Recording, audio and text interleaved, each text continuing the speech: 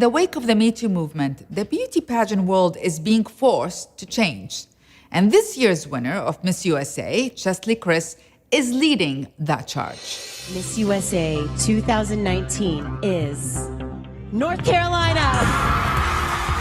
Cheslie Kryst says she's part of a new generation of pageant queens who are truly empowered. These lovely finalists know that it's clothes that make the woman. Pageants have long faced criticism about being superficial contests that promote beauty over brains. Such as in South Africa and the Iraq, everywhere such as. Sending the message to young girls that to be valued, you must be beautiful. The debate largely focused on the swimsuit portion, which has a long history of controversy. Last year, the Miss America pageant eliminated bathing suits from the runway, saying that after the Me Too movement, it was time for change. But the Miss USA pageant decided to keep it, calling it empowering. Today, we explore the evolution of the pageant world through the eyes of Miss USA, Cheslie Kryst. Cheslie Kryst, welcome to Through Her Eyes. Thank you. Listen, you just made history, not only for winning Miss USA, but for being one of 3 African-American women to have won Miss USA, Miss America, and Miss Teen. What message do you think this sends to young girls out there from all different diverse backgrounds watching you in this moment of time?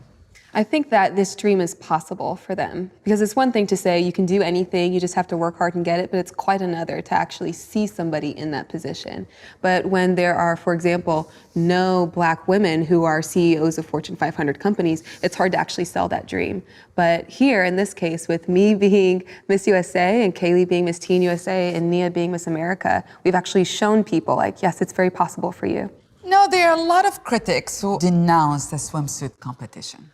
Do tell me your thoughts about critics of the swimsuit competition. Yeah, I think they just misunderstand what it's about. My family is full of athletes. My dad was a bodybuilder. I have 2 brothers who are D1 athletes, a pro athlete. And for us, we're excited about being fit, about showing off the work that we've done, and just being healthy and athletic in general. Cheslie was a Division I track and field athlete in college. She has an MBA and is an attorney, specializing in civil litigation. You're a successful lawyer. Why still try for a beauty pageant? My mom was Mrs. North Carolina 2002. She won a pageant for married women. And I remember being a little girl and thinking, I want to be that. I want to be an example for other people just like my mom is. I want to be a powerful woman just like my mom is. And I want people to listen to me just like they listen to my mom. Cheslie is one of 6 kids growing up in North Carolina from, as she describes it, humble beginnings. She says her mother taught her she could achieve her highest goals with hard work. Now, you're a biracial woman. Your father was white or is white, and your mother is Black. How was that growing up? I think it was challenging, and that when I was growing up, it was hard to figure out what my identity was. Because I grew up in a time when we didn't have mixed race or biracial as a choice on those boxes that asked you to identify what your race was. You could be Black, white, or other. And so for me, being a young kid, knowing these are the only choices that I have, do I really have to identify as other? And what does that mean?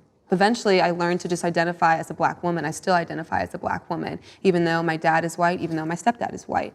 You talk about your own struggle with the decision about whether or not to let your hair be. Tell me more about that. Why the struggle to whether or not to let your hair be as it is? I think when I first started, I wasn't sure who could win.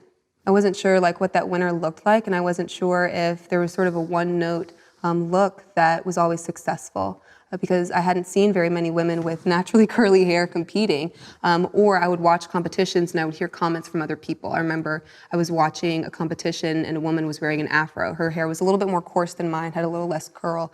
They were like, I really liked her, but I just wish she would have flat ironed her hair. And I just thought maybe I can't do that either. Maybe I can't wear my natural hair. But eventually I grew over it. For me, this is the way that my hair grows out of my head. Why shouldn't I be able to wear it like this?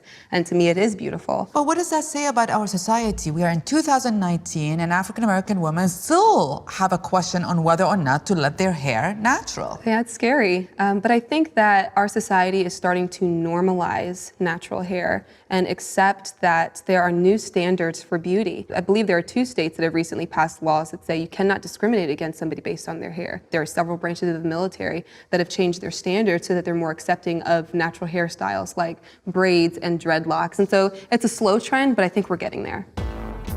One of the defining moments in the Miss USA competition came when she was asked if the Me Too movement had gone too far.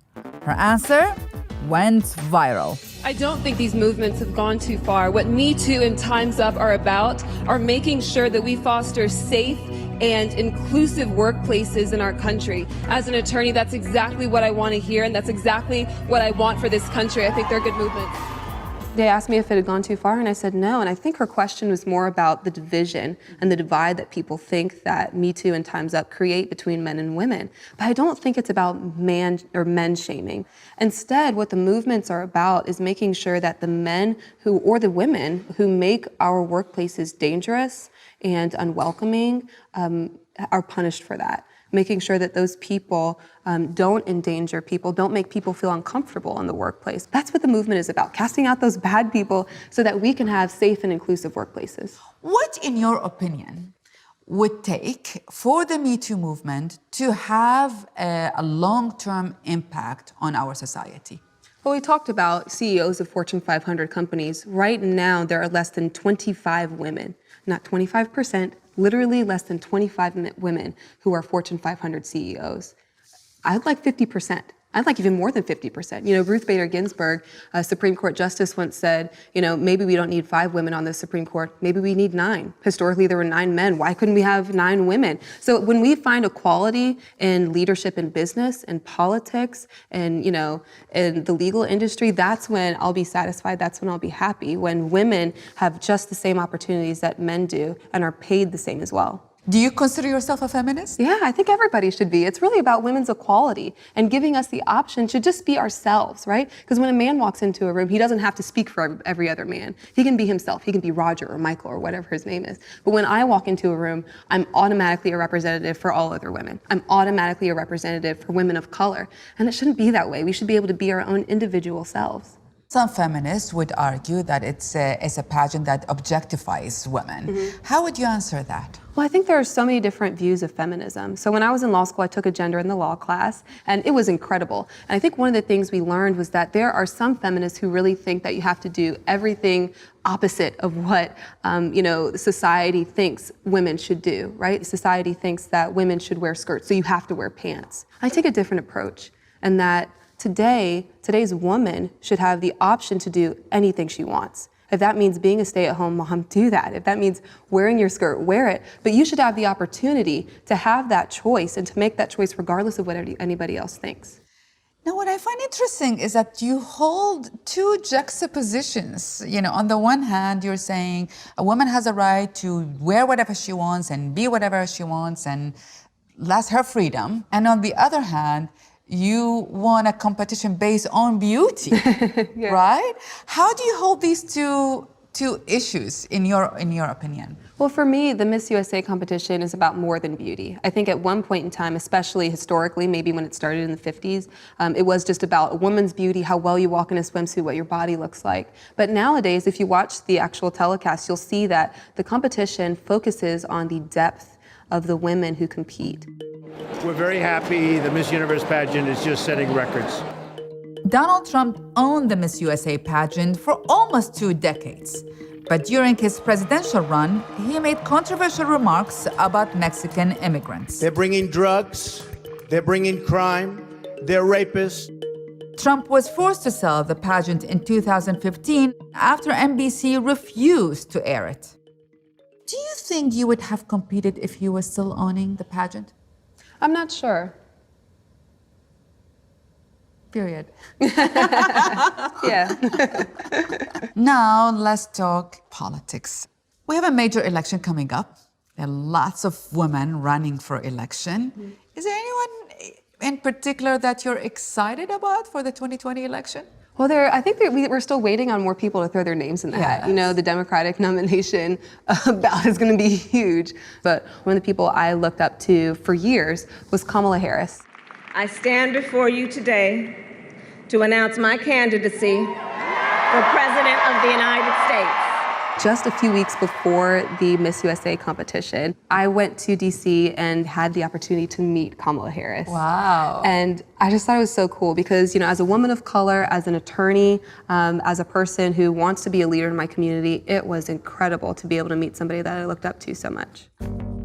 Cheslie is also an advocate for prison reform, working to free low-level offenders serving long prison sentences.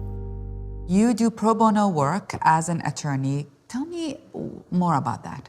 So when I graduated from law school, Brian Stevenson happened to speak shortly after my graduation. He wrote the book Just Mercy. We're trying to challenge injustice. We're trying to help people who've been wrongly convicted. We're trying to confront bias and discrimination. It shocked me, it astounded me, and it made me angry to hear some of the injustice that happens to specifically minorities in our criminal justice system and people who don't have the economic means to afford private attorneys. And so I wanted to make a change and I wanted to do something because I was impassioned because of his work in his book. There is a report, actually, maybe a lot of reports about racial discrimination in the criminal justice system, that actually a black man is more likely to get 20% longer sentence than a white man for the same crime, right? So in your opinion, how much does race plays a role? Yeah, I think, you know, the statistics speak for themselves in that, you know, people of color, you face a different fate when you come to the criminal justice system, and that's not right, and we need to fix that